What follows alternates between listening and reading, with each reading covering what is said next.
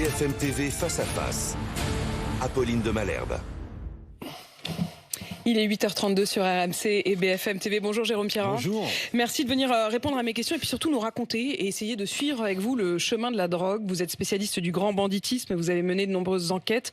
Vous en avez tiré des documentaires, des livres. Le dernier, ça s'appelle Une histoire du milieu, le grand banditisme en France.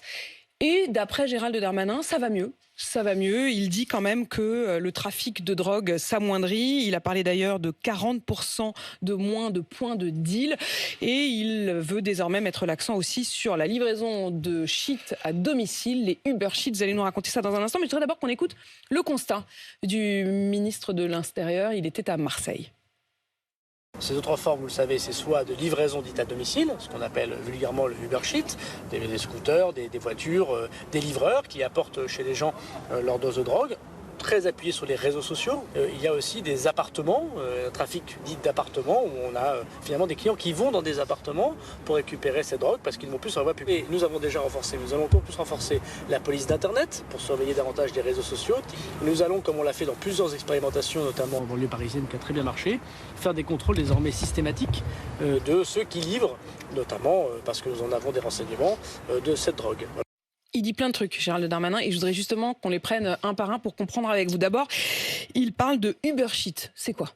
C'est la livraison à domicile, par scooter, enfin par deux roues, par voiture, voilà, de drogue. En gros, vous appelez le dealer, vous avez un numéro, et puis il vous propose ces produits. Il vient vous livrer à la maison, généralement assez rapidement, un quart d'heure, 20 minutes, avec des prix assez compétitifs. Il y a des promos pour Noël, enfin vous avez la totale. C'est tout un service de livraison en ligne, on va dire. Voilà. Mais il n'y a pas d'application, c'est-à-dire qu'il n'y a pas une appli Uber Shit. C'est des numéros qui circulent sur Snapchat, sur les applications téléphoniques.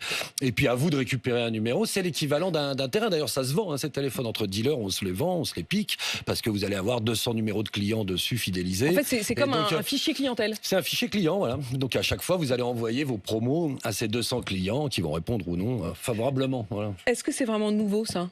Il a l'air de dire que c'est vraiment le développement. Ça fait des années que ça existe. Alors effectivement, on en parlait un peu moins. Là, il en parle parce qu'en fait, il anticipe la critique. Il va dire quand on dit, voilà, vous avez fermé des points de deal, on va en reparler. Évidemment, la question, c'est ça se reporte forcément ailleurs, parce qu'en termes de trafic de drogue, quantitativement, ça n'a pas changé. Et donc, il anticipe cette réponse-là en disant, oui, on va aussi taper du coup sur les types qui livrent à domicile. Voilà. Mais on parle de contrôle de scooters. Enfin voilà, je veux dire, c'est la même réponse un peu que faire du pilonnage de point de deal, c'est-à-dire que ça reste, c'est l'écume des jours. C'est-à-dire qu'on parle il nous dit pour lutter contre cette Uber Shit, donc on va aller sur Internet pour trouver les types qui ont des numéros dédiés. Bon, ils changent assez régulièrement quand même, donc c'est assez compliqué. Et puis vous allez arrêter qui ? Si vous faites des contrôles de scooters, vous allez arrêter un livreur qui aura quelques grammes sur lui, qui va pas aller endiguer le trafic, le flot, la filière, le réseau, le boss, etc. Donc, et puis vous allez contrôler quoi ? Des milliers de scooters tous les soirs avec des barrages. Enfin, ça a peu de voilà. Bon. Ça ne vous semble pas très efficace et c'est peut-être une manière en effet de détourner l'autre information qui est que 40% des points de deal auraient disparu à Marseille. D'abord, est-ce que c'est vrai ? Alors, c'est déjà apprendre qu'est-ce qu'on entend disparaître ? Disparaître, tant qu'il y a des CRS, ça disparaît. Après, quelle est la pérennité de l'opération dans le temps ? Est-ce que ces gens vont rester sur place ? Au moment où il dit, voilà, 40% de moins dans les Bouches-du-Rhône, il a raison. Alors, il a fermé les points de deal. Alors, c'est de l'ordre public. C'est-à-dire que c'est bien pour le type qui habite dans l'immeuble ou en bas de chez lui, on deal, etc. Il retrouve une forme de sérénité. Donc ça, c'est en fait ces opérations d'ordre public. Ce qu'il faut regarder, c'est quantitativement, est-ce que la consommation de stupéfiants a baissé ? Est-ce qu'on trouve moins facilement du produit à Marseille qu'avant ? Non. La réponse est non. Il y a toujours réponse est non. Non, les prix n'ont pas augmenté. Ça, c'est un facteur en termes de commercial. C'est quand même un indice pour voir s'il y a une raréfaction du produit. Donc le produit, il est toujours aussi facilement accessible, au même prix. Donc fermer des points de vente, c'est un peu un effet d'annonce. Ça ne veut pas dire grand-chose en termes qualitatifs. En fait, la France est inondée de drogue, si je vous écoute. Et simplement, un coup, elle sort par les points de deal, un coup, elle sort par la livraison. Quand c'est trop encombré dans les villes et dans les métropoles, elle va s'installer dans les campagnes. On a l'impression que c'est une histoire de flux et de tuyaux, quoi. Oui, mais c'est exactement ça. En termes de bassin de consommation, enfin de consommateurs et de produits qui circulent, il n'y a pas du tout de baisse en quoi que ce soit. Donc oui, non. De toute façon, je vais dire des trucs horribles, mais la guerre contre la drogue n'est pas gagnable. Enfin, je veux dire, elle n'est pas gagnable. Non, mais attendez, dans ces cas-là, on renonce tout de suite, quoi. Les flics des stupes, quand ils sont honnêtes, ils vous le disent en off, ils vous disent on n'est pas là pour endiguer le trafic, on n'y arrivera pas, on va pas vider la mer avec la petite cuillère, selon l'expression consacrée. En revanche, on est là pour le contrôler à peu près, c'est-à-dire qu'il fasse le moins de vagues possible. C'est ce qu'on nous raconte là finalement. Cyniquement, vous pourriez même vous dire, vaut mieux peut-être laisser les livraisons à scooter à domicile où là on n'emmerde personne, il n'y a pas de quartier pris en otage, il y a moins de fusillades, il y a moins de conflits, etc. Et de fermer des points de deal, effectivement. Attendez, ce que vous dites, Jérôme Pirrat, ce que vous dites, Jérôme Pirrat, c'est assez décourageant. C'est-à-dire que vous dites au fond, ça n'a fait qu'empirer et ça ne va pas revenir en arrière. Non, je ne vois pas comment la consommation va rebaisser. Enfin, vous allez peut-être pouvoir rebaisser des campagnes de santé publique, voilà, quelques effets. Mais la répression elle-même n'a jamais marché dans aucun pays depuis l'histoire de l'humanité. Est-ce qu'il y a des pays qui s'en sortent? Est-ce qu'il y a des pays qui réussissent à endiguer le phénomène, à faire baisser la consommation, à faire baisser le trafic? Non, on va demander aux États-Unis qui luttent depuis 30 ans dans les pays andins comme la Colombie, le Pérou, la Bolivie, où on produit de la coke. Ça n'a fait qu'augmenter la consommation dans le même temps que les budgets de lutte contre la drogue augmentaient. Donc, voilà, vous avez à peu près la réponse. On ne fait pas rien, mais il y a une question. Alors, c'est carrément. Vous seriez. Non, mais attendez, Jérôme Pirrat, vous êtes le meilleur spécialiste aujourd'hui de. Non, mais c'est vrai, de tous ces trafics, du banditisme. Vous seriez ministre de l'Intérieur. Vous feriez quoi? Je mettrais l'accent sur la PJ. Parce que c'est quand même le grand absent de ce discours-là de Gérald Darmanin. C'est-à-dire qu'on nous parle de contrôle de scooters, on nous parle de points de deal démantelés par des CRS, en fait de techniques de pilonnage, etc. Tout ça, c'est ce qu'on disait tout à l'heure, c'est l'écume. En fait, ça n'est que le haut de l'iceberg. C'est de l'ordre public, ça contente la population, en disant regardez, on fait quelque chose, il y a des policiers dans la rue. Vaut mieux ça que rien. De ne jamais être à l'abri d'une balle perdue, d'avoir un quotidien épouvantable au pied de l'immeuble. En termes d'ordre public, c'est efficace. Voilà, tant mieux si les quartiers sont assainis et que c'est plus le Far West. Mais parallèlement, la PJ. Mais la police judiciaire. Ces enquêtes, si elles doivent être efficaces, c'est démanteler des réseaux, des filières. On va parler de chefs logés à l'étranger, etc., etc. Et ça demande des moyens, de l'argent. C'est assez invisible pour le pouvoir et c'est pas du tout politique. C'est-à-dire que c'est des enquêtes qui sont à long terme, qui sont pas très flamboyantes. Le type qui va se faire tuer là, vous allez arrêter le tueur dans 2 ans, le commanditaire, etc. Donc ça n'a pas de rapport avec le temps de l'actualité, le temps politique. Donc c'est pas très intéressant. Il vaut mieux envoyer une compagnie de CRS. C'est plus visible sur une chaîne d'infos continue qu'une enquête. En fait, ce que vous nous dites, c'est que tout ça, c'est très politique, c'est presque du spectacle de la politique. C'est de la com. C'est beaucoup de com. Alors, il y a quand même un fait, puisque on l'a appris ce matin, un haut responsable de la mafia appelé DZ, qui est donc considéré comme l'un des gangs de la drogue de Marseille, a été arrêté. Il a été arrêté en Espagne. Est-ce que ça, pour le coup, ça vous paraît être plus efficace que le fait de fermer 1 ou 2 points de deal? Oui, c'est d'aller chercher les gens où ils sont. Alors là, on l'a un peu habillé, un peu largement, ce garçon. Ah bon? Oui, c'est quelqu'un qui fait partie C'est quoi cette mafia? Non, c'est 2 équipes, alors dont on parle. D'ailleurs, Gérald Darmanin les a mis à l'honneur, puisqu'il a dit que 75% des règlements de compte cette année à Marseille étaient dus à cette guerre entre ces 2 équipes. Quand je vous écoute, j'ai l'impression que tout a été un peu gonflé, quoi. Bon, en fait, ça, c'est pas non plus la plus grosse mafia et c'est pas non plus le boss. C'est pas la plus grosse mafia, mais lui, en tout cas, c'est pas le boss qu'on a été chercher. On a été chercher un des types qui est mis en examen dans une tentative d'assassinat dans le cadre de cette guerre et qui était réfugié avec sa copine à Lloret del Mar en Espagne. Mais c'est pas le big boss. Alors c'est bien qu'on l'arrête s'il y a un mandat d'arrêt européen, enfin que la police et la justice passent, c'est pas ce que je veux dire. Hein. Mais ça va pas non plus désorganiser la chose. Est-ce que ça veut dire malgré tout que le travail, il est effectivement en coordination avec l'Espagne, en l'occurrence, d'autres pays? Est-ce que de ce point de vue-là, il y a une forme d'efficacité quand même dans la recherche des responsables? Alors oui, la PJ aimerait bien plus travailler, avoir plus de moyens, plus d'hommes, etc. Donc, on en revient au discours de tout à l'heure. Après, dans les histoires de pays étrangers, il y a la coopération internationale qui rentre en compte. Donc, est-ce que les pays... Alors, l'Espagne, ça marche bien. Il y a d'autres pays où ça marche beaucoup moins bien. Les extraditions, la coopération judiciaire, policière, etc. Ça marche bien avec l'Espagne, ça marche moins bien avec qui? Avec la Belgique? Par exemple, avec Dubaï, par exemple. On nous parle de Dubaï comme étant l'espèce d'Eldorado de tous les trafiquants mondiaux qui serait... ce qui n'est pas complètement faux. Il y en a beaucoup qui sont en place là-bas. Alors, on nous dit, les autorités de Dubaï collaborent pas tellement avec... On va prendre un exemple. Il y a 1 an, on nous arrête le plus grand cartel de la drogue en Europe. C'est des gens qui feraient rentrer 35% de la cocaïne européenne, etc. Donc c'est un cartel. Il y a un Italien, il y a un Bosniaque. Ils sont 4. On les arrête, on les met en photo partout. Ils ont été arrêtés à Dubaï, les 4. 1 mois et demi après, tout le monde a été relâché. Est-ce qu'on en a parlé? Relâché? Vous tapez sur Google, faites un moteur de recherche. Regardez, vous allez avoir 200 articles sur démantèlement du plus grand cartel de la drogue européen. Et puis 1 mois et demi après, il doit y avoir un entrefilet qui dit personne n'est resté au trou. Tout le monde monde est dehors. Et pourquoi ils sont dehors?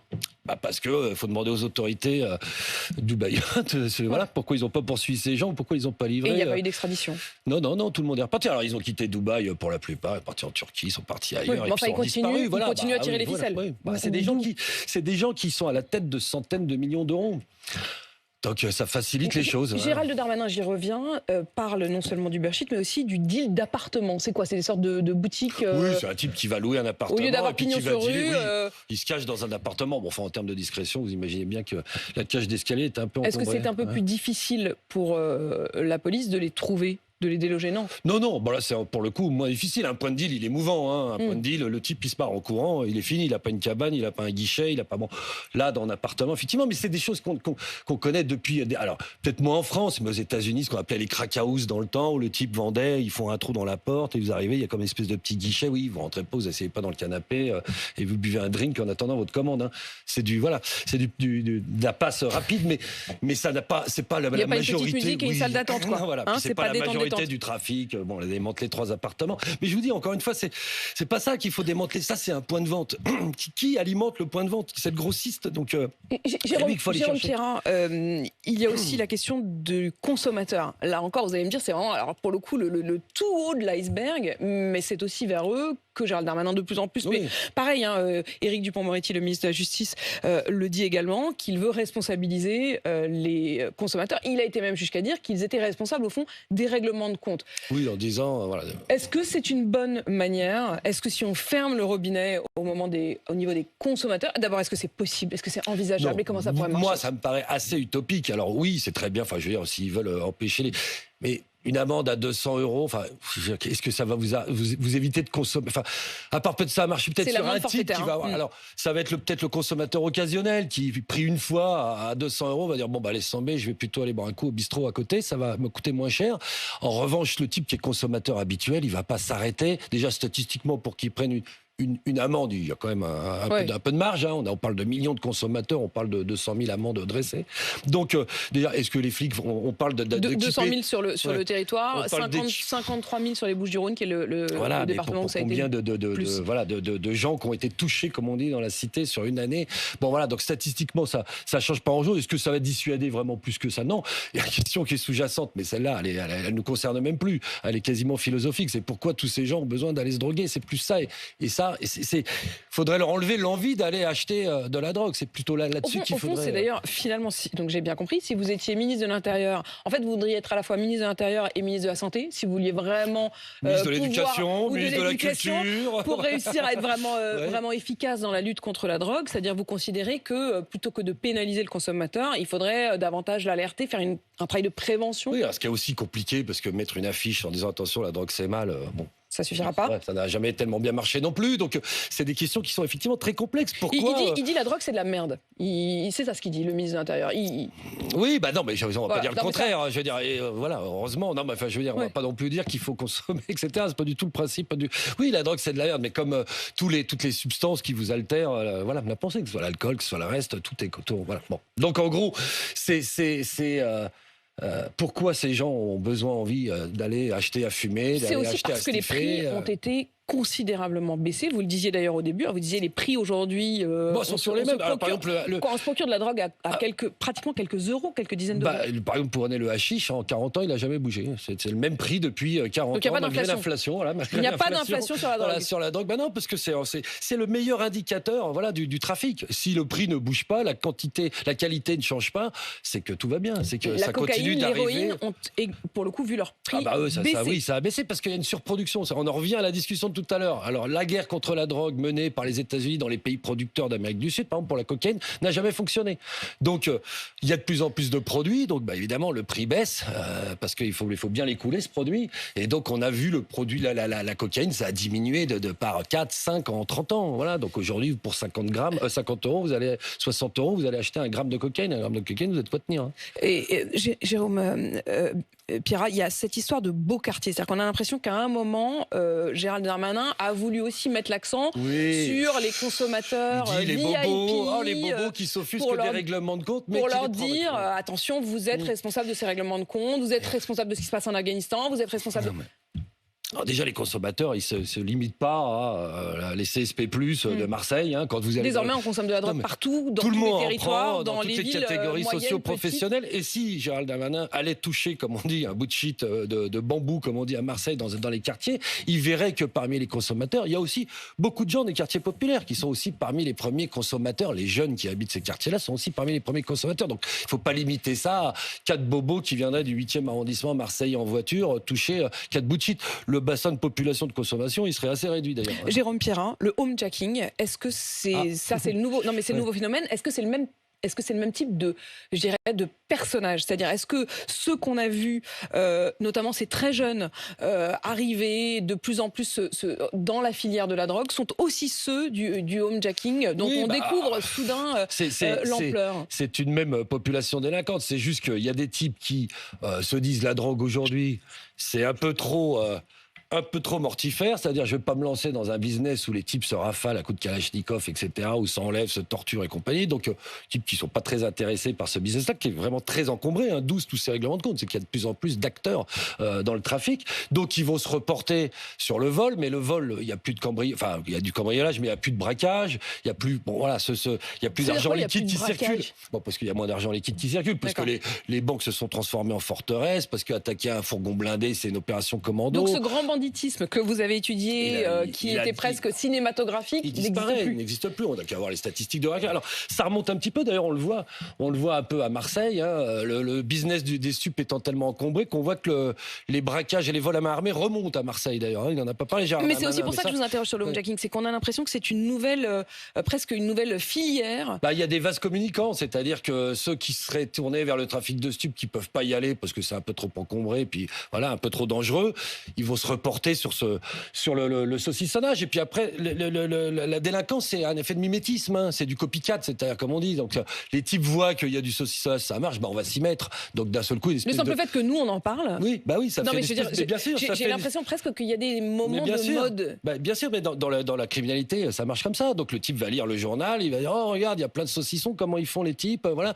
On va s'y mettre aussi. Alors avec plus ou moins de réussite, heureusement. Alors évidemment, il y a quelques stars à qui ça arrive. Il y a les footballeurs notamment qui pendant des matchs se retrouvent avec une partie de leur famille saucissonnée. Parce que c'est plus simple de connaître leur emploi du temps et puis de voir à peu près ce qu'ils affichent sur les réseaux sociaux. Donc c'est tentant pour des petits jeunes de se dire on va se faire le footballeur ou la chanteuse. Parce qu'on sait qu'il a tel collier, parce qu'on voit l'intérieur de la maison, on voit que voilà. Donc en gros c'est beaucoup plus facile de trouver. Mais la majorité des homejackings concernent des gens qui sont anonymes et voilà. C'est qui ce public, j'allais dire, c'est-à-dire Gérald Darmanin parle de délinquants de plus en plus jeunes dans le milieu de la drogue, mais aussi dans le milieu du homejacking. À chaque fois qu'il y a une arrestation, on a l'impression qu'il y en a au moins 2 sur 3 qui sont mineurs.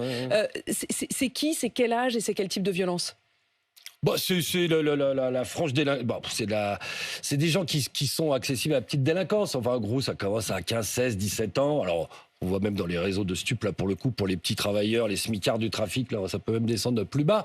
Mais oui, c'est cette population un peu perdue, généralement issue de certains quartiers, et qui sont, eux, un peu à tourner en rond. Donc, ils vont, je veux dire, c'est à peu près le même. Alors, on n'est pas forcément face à des grands voyous et des grands bandits. Avec une espérance de vie. Dans le trafic de stupes, on le voit, hein, c'est quand même des étoiles filantes. C'est des types qui, à 15 ans, rentrent dans le trafic, à 18 ans, ils sont morts, ou à 22. Quand on voit les statistiques, c'est quand même majoritairement 50% ou 70%, enfin entre 50 et 60%, c'est des gens qui ont à peine 18 ans, enfin 18, 20 ans, parce qu'on rentre très jeune, mais parce que là on parle de trafic de bas niveau. Enfin, je veux dire, de la première strate du trafic, celle qui est visible, celle de la voie publique. Donc sur la voie publique, si vous n'avez pas des gens de 35 ans, si à 30 ans, c'est Jacques Ségalex à Rolex, hein, si à 50 ans vous n'avez pas une Rolex, vous avez raté votre vie. Si à 25 ans vous êtes chouf ou vendeur en bas d'un immeuble, oui, vous avez raté votre vie dans le trafic. Donc normalement à 25 ans, on n'est plus là.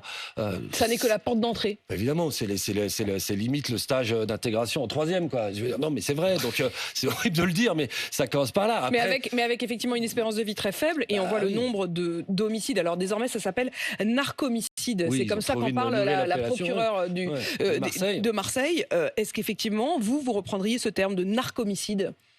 Oui, bah pas oui, parce que on est moins dans du règlement de compte. Le règlement de compte, c'est par exemple ce garçon qui a été tué le jour de Noël, là, le fameux Nono dont on nous a parlé, l'ex-boss de la Castellane. Racontez-nous, Nono. Oui, alors Nordine Achouri, c'est un garçon qui est donc originaire de la cité de la Castellane. La Castellane, ça a été pendant très longtemps la grande cité emblématique de Marseille et voire un des plus gros points de deal en France. Il y avait une tour qui a été détruite depuis, qui s'appelait la Tour K, qui était à l'entrée. Castellane, donc c'est une cité, vous avez à peu près 10 000 habitants à la louche, c'est des bars, et puis c'est la cité de Zinedine Zidane, le footballeur, et à l'entrée de cette cité, vous aviez une grande tour qu'on appelait la Tour K, et qui était le plus gros point de deal, soi-disant, d'après la police et la justice de France, 50 000 à 80 000 euros de chiffre d'affaires, pas de bénéfice, jour. Donc ça vous laisse imaginer, voilà, on parlait de 20 millions d'euros de chiffre d'affaires annuel. Le dit Nono Achouri était présenté comme le patron de cette tour et ça a été donc il est tombé en 2013, il a été arrêté, il y a eu une opération policière, on a récupéré pour l'anecdote 1 300 000 euros qui avaient été balancés par les nourrices. Les nourrices, par les fenêtres. Oui, par les fenêtres. Donc on a eu des sacs tombés avec 1 million et un autre avec 285 000 euros, si vous voulez le détail. Et ce Nono Achouri a pris 8 ans à l'époque, voilà. Et il est ressorti il y a 3 mois et il a été abattu à peu près dans la foulée. Alors. Bon, la Castellane, c'est une des autres guerres. On nous parle des aides-mafia, Yoda, mais si vous faites le compte de Gérard Desmardins et de ses 75% de morts, il y a une quinzaine d'assassinats qui leur sont pas imputables. Et notamment, il y a une deuxième guerre qui a lieu autour de la cité de la Castellane et qui dure depuis quelques années. Et ce Nono, en sortant, on lui aurait reproché de ne pas avoir pris position pour l'un ou l'autre camp. Et un des deux camps a décidé que cette neutralité n'était plus permise et a décidé qu'il aurait dû choisir. Et il a été tué. Là, on n'est pas dans les narcomicides, on est dans un règlement de compte classique. C'est-à-dire, on cible quelqu'un pour ce qu'il est et on va le tuer de manière, entre guillemets, chirurgicale. Il n'y a pas de filles, il n'y a pas de femmes. C'est un milieu masculin. On nous dit que ça se féminise un petit peu, etc., etc. Alors c'est vrai qu'à 99%, ça reste la criminalité organisée, ça reste un domaine d'hommes, de voyous, de garçons, ou de jeunes garçons, de jeunes hommes. En tout cas, c'est très masculinisé. Effectivement, c'est très testo-rené. Mais voilà. Mais ça se féminise. Oui, ça se féminise. Alors en plus, on voit, on en parle moins parce que c'est des enquêtes en cours, etc. Mais effectivement, il y a quelques filles qui sont mêlées à des histoires d'assassinat. Voilà. Donc. Je renvoie à votre livre. Tout ça est absolument passionnant, terrifiant aussi. Surtout votre constat de difficulté à réussir à s'y opposer. Jérôme Pierrat, donc spécialiste du grand banditisme, et je recommande votre livre, une histoire du milieu, le grand banditisme en France. 8h54 sur AMC BFM TV.